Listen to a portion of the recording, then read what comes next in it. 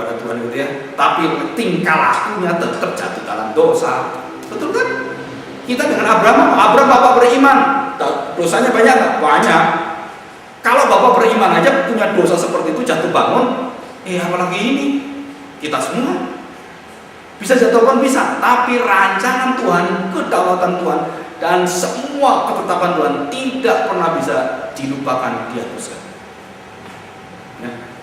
Malah Tuhan memakai keberdosaan, kejahatan, kesalahan manusia untuk menggenapi rencana. Nah, itu yang sulit dimengerti. Tapi itu kuasa Tuhan. Ya, ketidakterbatasan Allah. Ya, Allah tidak terbatas. Saudara, saya tidak jelaskan. Artinya, saudara, ada hukum-hukum yang Tuhan berikan. Tuhan bisa bekerja di luar hukum itu dan tidak melanggar hukum. Laut dibelah oleh Dia. Itu Allah yang terbatas. Manusia terbatas, nggak bisa lari ke sana kemari, udah buntu semua pikirannya. Mau apa nggak bisa, tapi Tuhan bisa membelah laut. Bisa, nggak terbatas. Ya, nah kita dalam pelayanan juga sama, dalam keluarga juga sama. Jika ada halangan, rintangan apapun, saudara ingat Tuhan tidak terbatas. Tuhan bisa berikan keajaiban. Ya, ini yang penting. Oke, kemahaan Allah dan kekekalan. Kekekalan itu artinya Allah tidak terbatas oleh waktu. Jadi Dia bisa melihat dari ujung sampai ke ujung yang lain.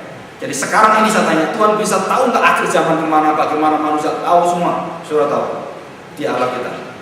Dan bagaimana Yesus datang, sudah dijelaskan Alkitab. Yesus datang ada di awan-awan seperti malaikat menyambut begini. Sudah detail semua dia beritahu. Coba dipikir baik-baik. Coba Yesus datang sampai Dia datang kedua kali, detail semua dilihat oleh Yohanes, dituliskan dalam kitab Wahyu. Allah menetapkan segala sesuatu. Luar biasa. Ya, itu kekekalan. Luar biasa ya. Kemahaan Allah, jadi kehadiran semuanya ya. Karakter yang ada dalam diri kita ini dari Tuhan. Satu, kerohanian atau roh yang ada di diri kita. Roh itu nggak bisa mati. Tubuh bisa hancur dan kemudian diperbarui dan kekal. Yang kedua, mental. Karakter Allah ada dalam diri kita. Mental. Jadi kita bisa berpikir, kita bisa merancang, arsitek gitu ya. Sudah saya merancang, begini-begini. Itu rancangan semua kita bisa merancang berasal dari Allah. Apalagi sekarang ada 3 dimensi. Jadi gereja ini mau direnovasi. Sebelum jadi gereja direnovasi, kita sudah bisa lihat hasilnya. Bayangkan itu manusia loh. Betul mungkin. Detail semua tahu sampai berapa pakunya, berapa senti. Kalau mau bisa itu. Ada programnya bisa semua. Itu manusia. Apalagi Tuhan. Luar biasa itu. Jadi orang-orang yang arsitek, orang-orang yang fisikawan, yang kimia, yang matematika, waktu saya jelaskan ini pasti ngerti baik-baik.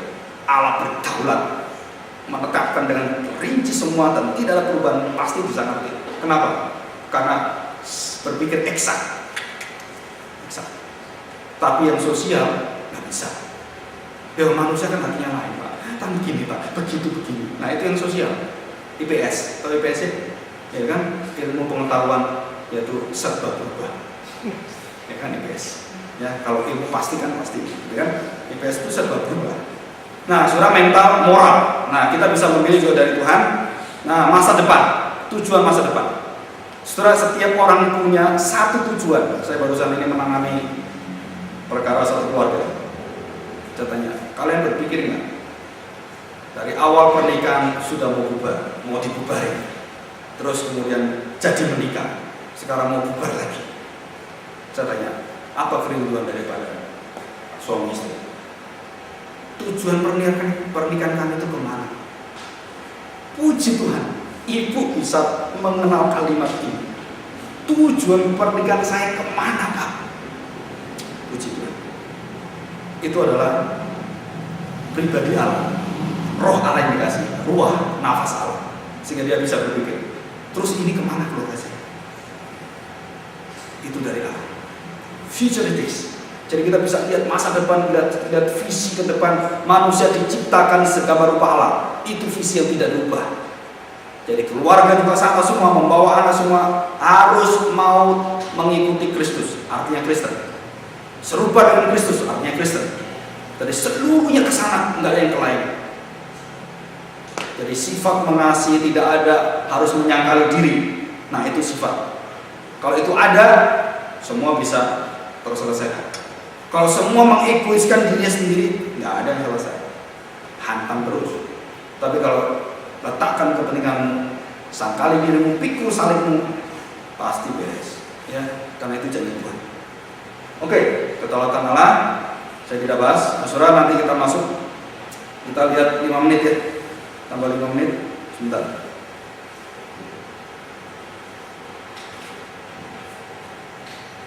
Nah, saudara, saya akan menjelaskan 2 hal penting. Ini di khotbah saya di KU 123 ada serinya. Saya cuma ingin menjelaskan bahwa manusia diciptakan segambar rupa Allah, itu ditetapkan dan tidak pernah dirubah. Dan Yesus mengerjakan itu dan memulihkan, memperbarui dan menyempurnakan sampai ke masa mendatang. Nah, perhatikan. Alkitab memakai istilah 2, demus dan sel. Demus itu berarti berkaitan dengan kepribadian Tuhan yang tertanam. Yang arti demus adalah mengukir, mematung, membentuk. Itu dalam diri kita. Jadi ditanam bahwa kita memiliki pribadi, tanda petik, fotokopi pribadi Allah dalam diri saya. Nah, kalau selem itu menyerupai tindakan yang bisa dilihat, karakter-karakter. Jadi jati diri saya dan tindakan diri saya itu harus sama, menyerupai, mewakili, mencerminkan Allah sendiri. Dan itulah misi yang terbesar yang harus dilakukan oleh setiap manusia, bukan hanya gereja, bukan hanya orang Kristen. Seluruh manusia harus kembali pada ini. Nah, saudara, kalau kita sudah tahu bahwa diri kita itu ada fotokopi pribadi Allah dan seluruh sifat-sifat Allah yang keluar dari diri kita, itu namanya lahir baru dan hidup dalam iman. Itu namanya secara struktural saya diubahkan Tuhan, dan secara fungsional saya melakukan yaitu apa yang Tuhan inginkan. Nah, saudara, perhatian baik-baik. Secara struktural manusia jatuh dalam dosa, statusnya sudah jatuh. Secara fungsional manusia secara aktualnya, bergeraknya, manusia tidak lagi bisa mencapai kesempurnaan kepada Allah, tetapi sebaliknya dia mundur. Jadi ini gambar rupa Allah yang rusak. Nah, berarti di dalam diri saya ada kuasa yang luar biasa Tuhan kasih. Jadi sehingga saya punya pribadi Allah dan saya punya sifat karakter Allah. Dan disitulah baru Tuhan kasih apa? Kuasa, memenuhi, menaklukkan, dan diberikan kuasa untuk mengasihi sesama manusia. Ini berasal dari mana? Dari ini, dari pribadi Allah. Jadi yang satu dari debu dan tanah, yang satu berasal dari roh Allah. Jadi kita punya 2 unsur yang bertentangan luar biasa sekali, antara yang fana dan yang kekal, antara yang bisa sementara dan ini yang terus permanen, yang tidak pernah bisa dihilangkan. Jadi roh Allah nggak bisa dibinasakan, diapakan nggak bisa, dan itu resiko Allah. Masuk neraka pun tidak hilang. Tapi di dalam neraka engkau sebagai pribadi yang betul-betul disiksa bisa-bisa. Dan bagaimana penyiksaan nggak bisa kita bayangkan karena kita nggak kesana. Tetapi yang tidak di dalam neraka yang bersama dengan Tuhan, kita menikmati hidup kekal yang luar biasa. Ini janji dari Tuhan. Dan semua ini kita tahu bahwa membentuk harkat martabat manusia. Jadi manusia yang bermartabat, berharkat, punya derajat gitu ya, itu bukan karena dia kaya atau miskin, bukan. Karena dia mau serupa dengan Tuhan. Mother Teresa, Martin Luther Junior, Mahatma Gandhi, semua yang tahu tentang pribadi Allah dan dia terapkan dalam hidupnya, termasuk yang dapat Nobel, Liu Xiaobo, ya, Liu Xiaobo, itu juga sama. Dia tahu, dia lakukan, dia ingin melakukan kebenaran, maka dia menjadi serupa dengan Allah. Tetapi harus ingat, sempurnanya hanya melalui Kristus. Kita nggak bisa rusak manusia, ya. Oke, kita istirahat 15 menit, nanti kita masuk lagi.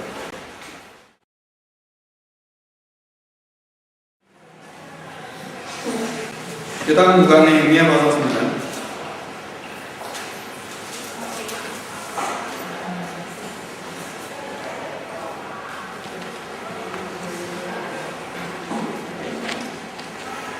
Nehemia pasal 9 ayat yang ke-6. Demikian bunyi firman Tuhan.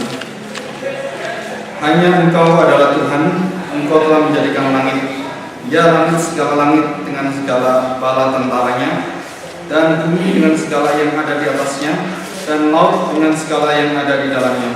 Engkau memberi hidup kepada semuanya itu, dan bala tentara langit sujud menyembah kepadamu. Engkaulah Tuhan, Allah yang telah memilih Abram dan membawanya keluar dari Ur Kasdim dan memberikan kepadanya nama Abraham. Engkau dapati bahwa hatinya setia terhadapmu, dan engkau mengikat perjanjian dengan dia untuk memberikan tanah orang Kanaan, tanah orang Het, tanah orang Amori, tanah orang Feris, tanah orang Yebus, dan tanah orang Girgasi kepada keturunannya. Dan engkau telah menepati janjimu karena engkau benar. Ya, sudah perhatikan baik-baik. Di situ katakan hanya engkau adalah Tuhan. Dalam bahasa aslinya itu Yahweh. Engkau telah menjadikan langit, ya langit segala langit dan segala bala tentaranya, dan bumi dengan segala yang ada di atasnya, dan laut dengan segala yang ada di dalamnya. Engkau memberi hidup, perhatikan, kepada semuanya itu, dan bala tentara sujud menyembah kepadamu.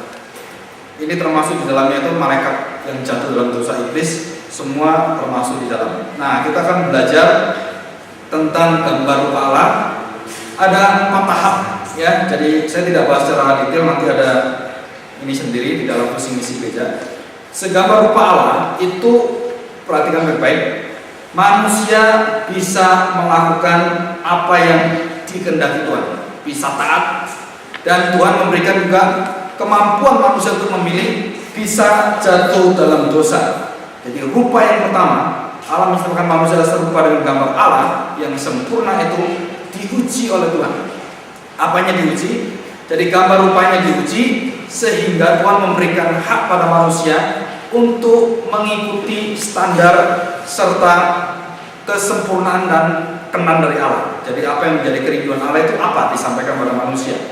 Tetapi manusia jatuh dalam dosa. Nah, itu disebut sebagai kerusakan total depravity. Ini barusan ini saya khotbah saja, itu juga saya minta diperbanyak sekitar 20-40. Nah, saudara, kejatuhan manusia itu waktu segambar serupa Allah, maka manusia waktu jatuh dalam dosa itu rusak ya. Jadi kerusakannya ada 2. Yang kerusakan adalah pertama, kerusakan, nah ini ya, secara pervasif. Artinya seluruh bagian hidup manusia yang utuh itu sudah rusak, bukan hilang. Jadi gambar rupa Allah itu bukan hilang, bukan dilenyapkan, bukan kemudian dibuat yaitu nihil gitu ya, atau lenyap, hilang, enggak. Masih ada, tetapi adanya itu rusak. Mulai dari tubuh kita bisa sakit, bisa mati, sampai pikiran, kecondongan hati kita, kehendak kita itu selalu mau melakukan dosa, selalu melarikan diri dari Allah, tidak pernah bisa ikut kehendak Allah. Nah, ini yang pertama ya, itu kehendak yang jatuh dalam kerusakan pervasif dalam diri kita. Yang kedua, kerusakan kemampuan melakukan kebenaran, dinamakan spiritual inability, atau boleh disebut sebagai unlovable end of God. Jadi tidak mampu mencintai yang sudah Tuhan tentukan tujuannya. Jadi kita selalu tidak bisa melakukan itu, ketidakmampuan rohani, atau disebut Alkitab sebagai mati rohani. Mati, kita bukan lumpuh, bukan mati rohani. Jadi perlu dihidupkan, perlu diciptakan kembali, disebut sebagai kelahiran baru. Jadi ini membutuhkan kelahiran baru. Jadi yang pertama, seluruh bagian utuh manusia, mulai dari tubuh, semua mata, semua detail, semua itu jatuh dalam dosa, rusak total dan binasa, sehingga manusia mengenal yaitu kubur masuk. Ya, nanti kalau sudah diubahkan Tuhan nggak bisa kita dikubur. Kenapa? Kita nggak bisa mati. Ya, kita nanti hidup selama-lamanya. Nah, kerusakan itu bukan hanya fisiknya, hati, kecenderungan pikiran, arah hati kita seluruhnya, termasuk hasrat, dorongan, semua kerinduan, semua mati, semua hilang. Dalam arti bukan hilang, tapi rusak, gitu ya. Nah, saudara perhatikan, gambar rupa Allah ini tidak lenyap, masih ada, tapi rusak. Nah, ini penting sekali, karena beberapa teolog reformasi pada awal-awal zaman Saudara, banyak yang menghilangkan ini dari gambar rupa Allah itu sudah rusak, hilang, nggak ada. Nah, itu tidak, Alkitab tidak mengatakan demikian. Yang kedua, ketidakmampuan rohani. Kerusakan itu membawa ketidakmampuan rohani. Jadi Paulus mengatakan sudah jadi rasul pun dia mengatakan daging saya tetap ingin berbuat dosa.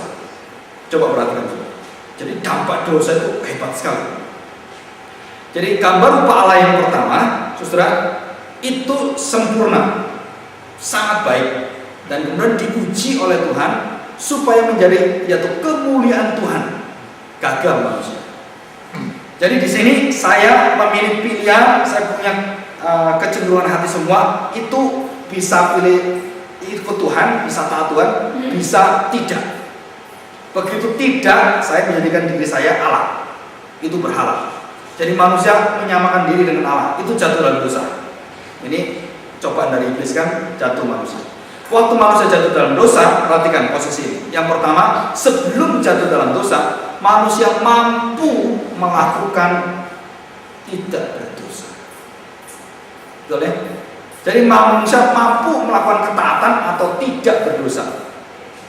Jadi pose non picare. Pose itu artinya mampu, potensial.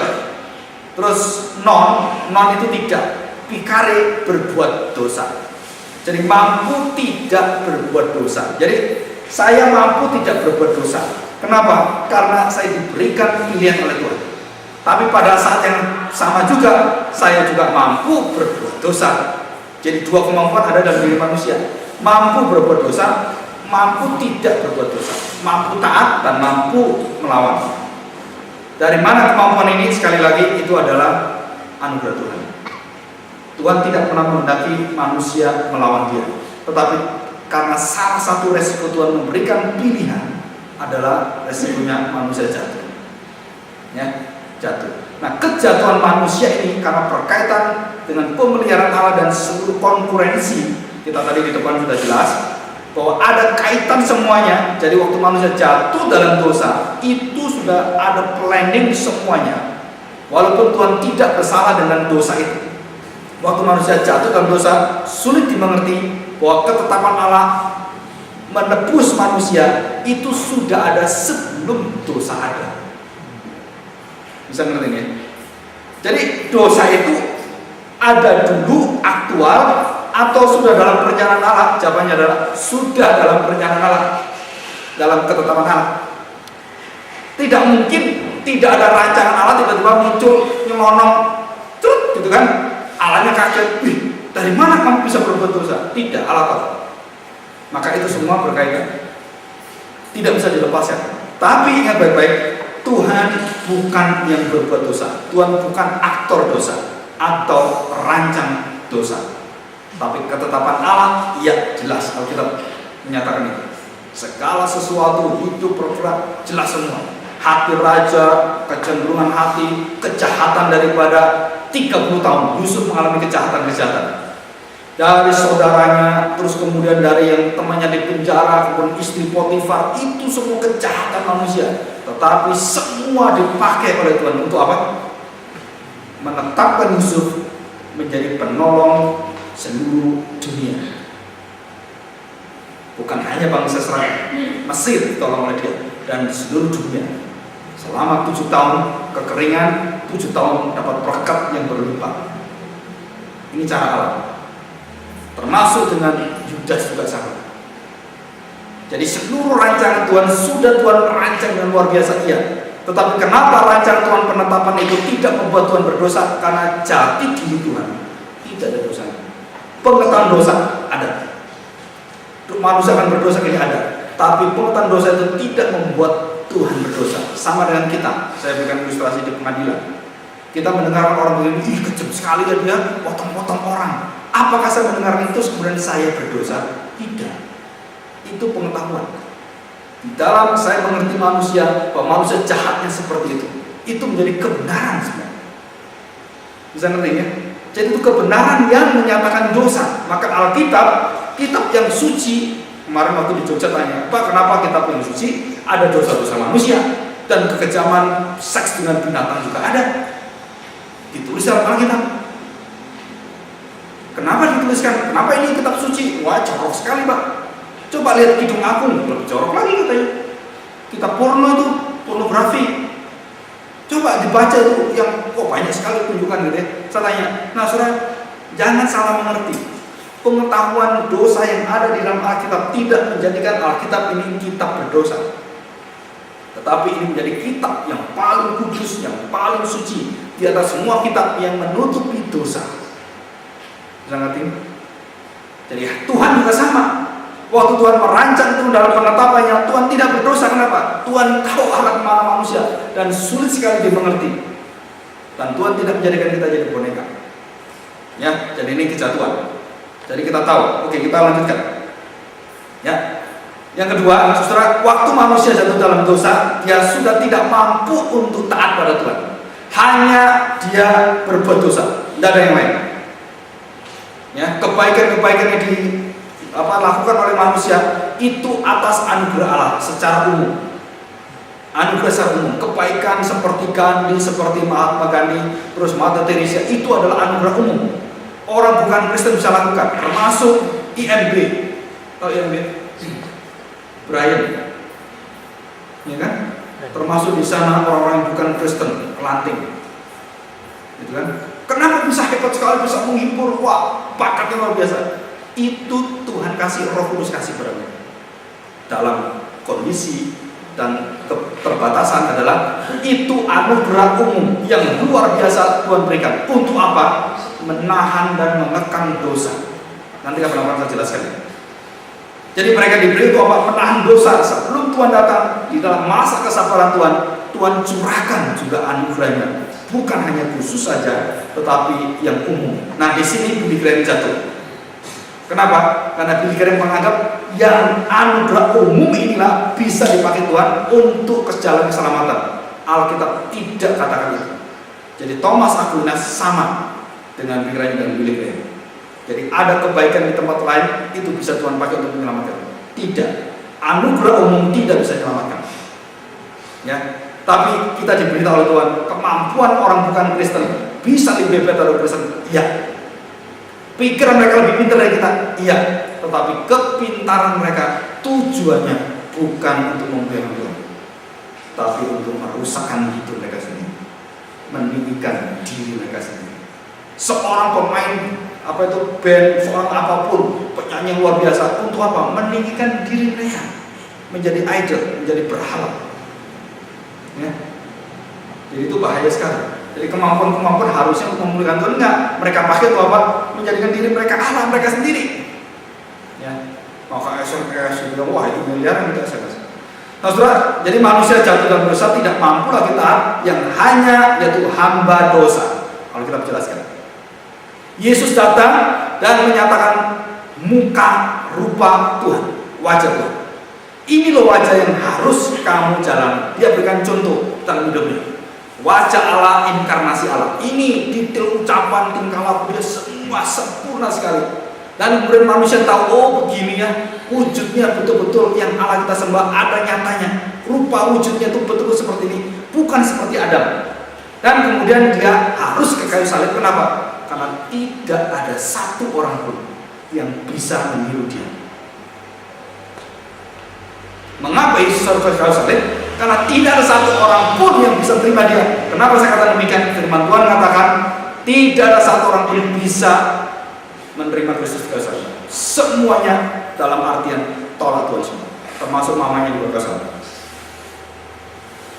Dan yang luar biasa, Bapa sendiri memalingkan muka meninggalkan anak. Mengapa saudara? Karena mau menang.